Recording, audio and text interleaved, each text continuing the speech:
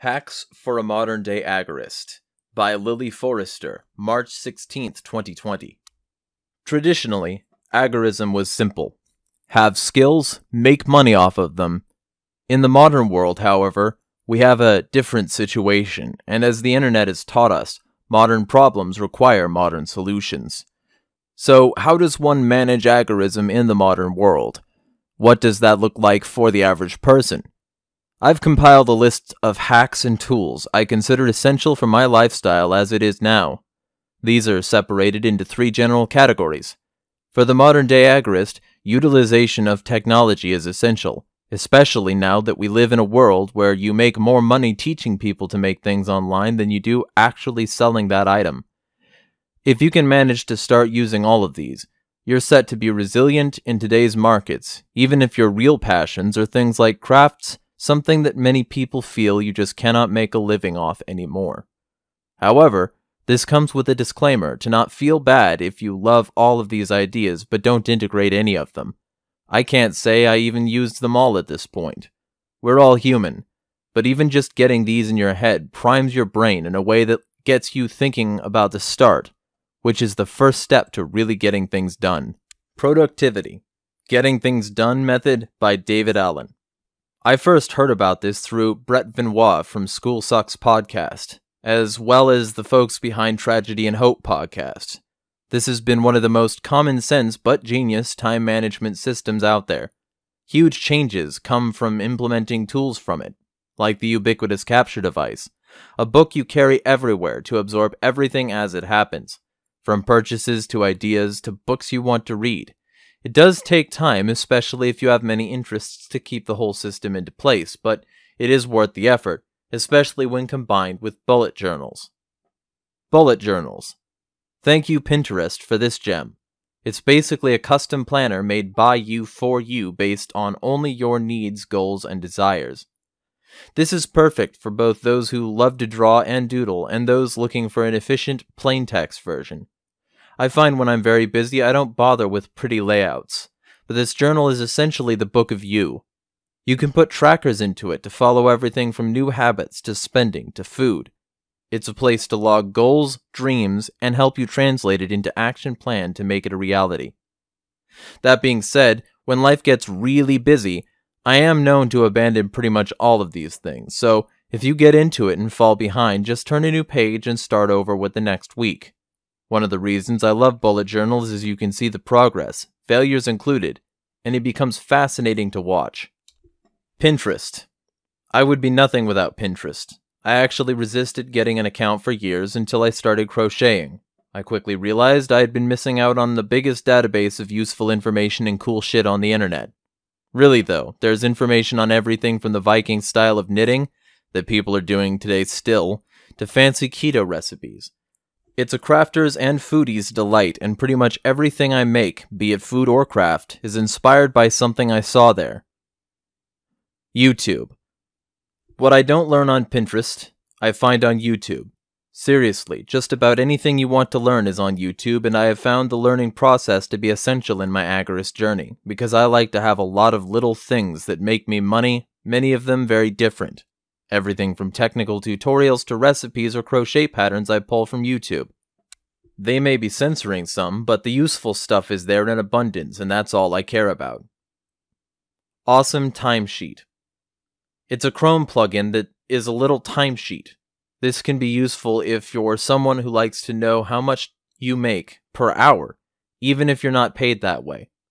This is good for becoming more efficient at things you do. It's simple to install and use, and you can put details of what you've got done in what amount of time, so you can really figure out how much time you put into things. For people with many interests like me, this is super useful. Canva. I don't pay for much on the internet, but I do pay for Canva's monthly subscription. It's about $13, but it's the most powerful and easy to use graphic design tool out there. It comes with preloaded templates that are size optimized for whatever platform you need. I'd made my speech slides for Anarchapulco with Canva, as well as the images I used for Anarchaforco.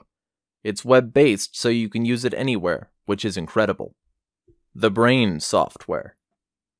This is mind mapping software I've used on and off for 10 years. My first recommendation is to back up your brains on a cloud, so that way if your tech is lost, you don't lose what you have. I've had to do this repeatedly, and it's not fun starting over when you've had a great dynamic brain of all the stuff you cared about. It basically holds thoughts about whatever you want. Some make brains for specific topics, others make a master brain full of many topics with thoughts and links and sources about each. I used to use them to store recipes and record the ones I developed, as well as for gardening information. Communication and social.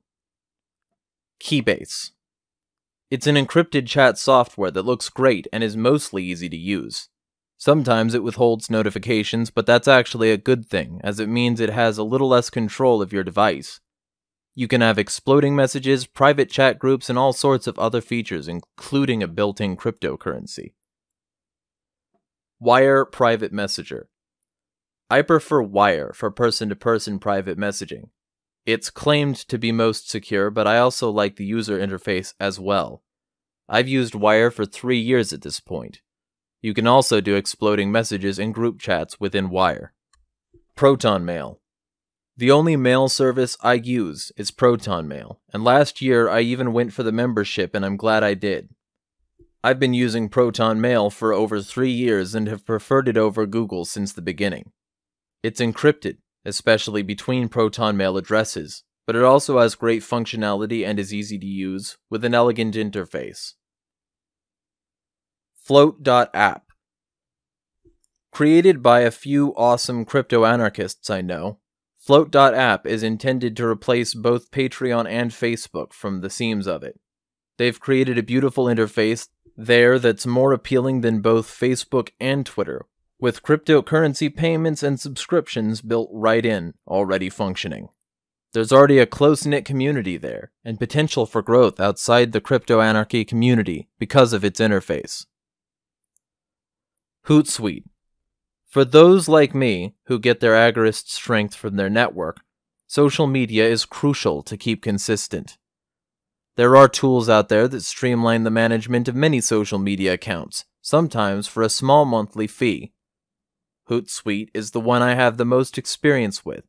It not only allows you to post to multiple platforms from one place, but you can also see and respond to all social media accounts through one interface. Wordpress. This is web design made easy for people. Seriously, anyone who grew up on the internet can get a WordPress setup with a theme and have a beautiful blog or online store in a few days if they're really trying. This is great for those who like sharing what they do or anyone interested in e-commerce, or if you're me, both. Unless you're really obsessed with web design, there's no need to learn coding to build something awesome quickly. Money. Coinomi. This is currently my most used wallet, because it has all the currencies I use on a regular basis, like Bitcoin Cash and Smart Cash. It's also easy to use and requires you secure it with a phrase when you make the wallet. This feature recently saved my ass as I had the problem where someone sent money to an old address. I had the phrase, put it in, and recovered my funds. So far, I have had nothing but good experiences with Coinomi. Coinpayments.net. On the theme of WordPress, this is the easiest way I know of to accept cryptocurrency for payments and purchases online. It also has so many cryptocurrencies on its list that you could accept just about everything if you really wanted. Affiliate marketing. If you make a website, one way to make money off of it is affiliate marketing. This could be an unexpected way to make quite a bit of money for your agorist adventures. Freelancing websites. For those of you who are looking to get started in agorism but still work jobs for others, there's no shame in transitioning to freelance online work to help fund your agorist adventures.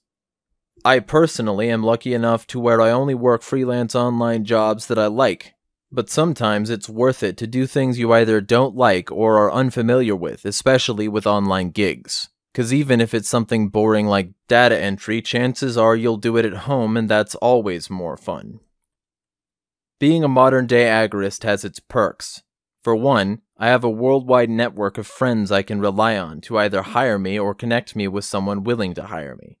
The only real downside I see to my lifestyle is that I often get overwhelmed by the amount of things that pull my attention. Without these tools, I would be absolutely unable to finish any of the things I find important. My lifestyle comes with a lot of uncertainty, but is never boring, and so far, I haven't gotten to a point in the last 7 or so years I've been living in agorism where I've even considered returning to a regular rat race lifestyle. Life, at its hardest now, is still better than the monotony of doing anything over and over again for the rest of my life. End article.